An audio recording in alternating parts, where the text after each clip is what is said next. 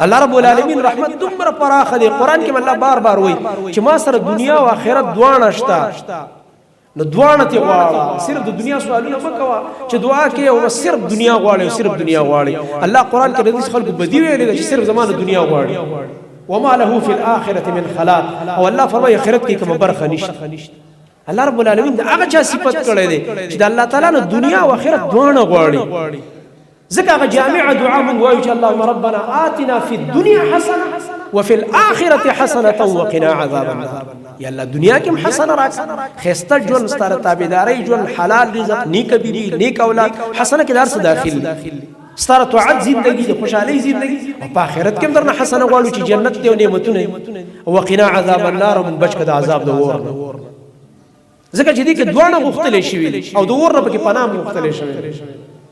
دا من جوامع الدعاء نو د الله رب العالمین نه دوه غختل وکړ دي